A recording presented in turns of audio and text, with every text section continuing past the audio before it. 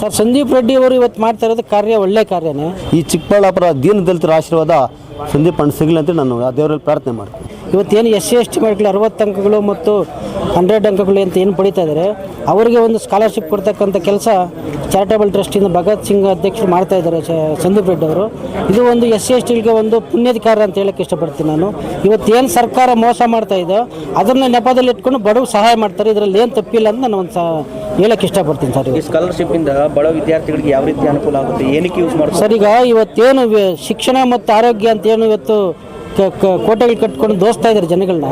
ಇವತ್ತು ಏನು ವಿಷಯ, ಈಗ ಒಂದು PUCಗೆ ಒಂದು ಇಷ್ಟೊಂದು ಫಿಕ್ಸ್ ಮಾಡಿದ್ದಾರೆ, ಮತ್ತು ಡಿಗ್ರಿಗೆ ಒಂದು ಫಿಕ್ಸ್ ಮಾಡಿದ್ದಾರೆ.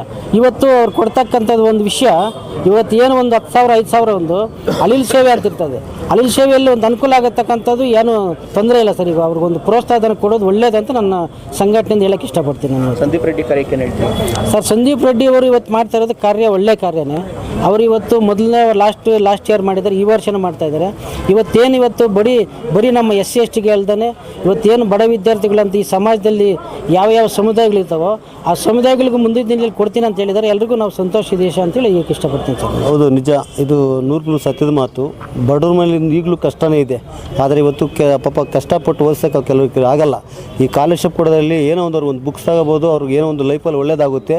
ಇದೇ ಥರ ಸೇವೆ ಮಾಡಿ ಭಗವಂತ ಒಳ್ಳೆ ಆಶೀರ್ವಾದ ಕೊಟ್ಟು ಈ ದೀನದಲಿತರ ಆಶೀರ್ವಾದವನ್ನು ಹೊಂದ್ಕೊಳ್ಬೇಕಂತೇಳಿ ಇಡೀ ಚಿಕ್ಕಬಳ್ಳಾಪುರ ನಾಡ ಜನತೆಗೆ ಇಲ್ಲಿ ನಾನು ಅಭಿನಂದನೆ ಹೇಳ್ತಾ ಇದ್ದೀನಿ. ಇವತ್ತು ಭಗತ್ ಸಿಂಗ್ ಚಾರಿಟಬಲ್ ಏನಿದ್ದೀರೋ ನಮ್ಮ ಸಂದೀಪ್ ರೆಡ್ಡಿ ಅಣ್ಣವರು ಅವ್ರಿಗೆ ಸಿಗಬೇಕು. ಚಿಕ್ಕಬಳ್ಳಾಪುರದಲ್ಲಿ ಏನು ಇವತ್ತು ಬಡಪಾಯಿಗಳಿಗೆ ಮನಸ್ಸನ್ನು ಒಳ್ಳೆ ಮನಸ್ಸಿಂದ ಕೊಡ್ತಾ ಇದ್ದಾರೆ. ನನಗೆ ತುಂಬ ಭಾಳ ಸಂತೋಷ ಆಗುತ್ತೆ.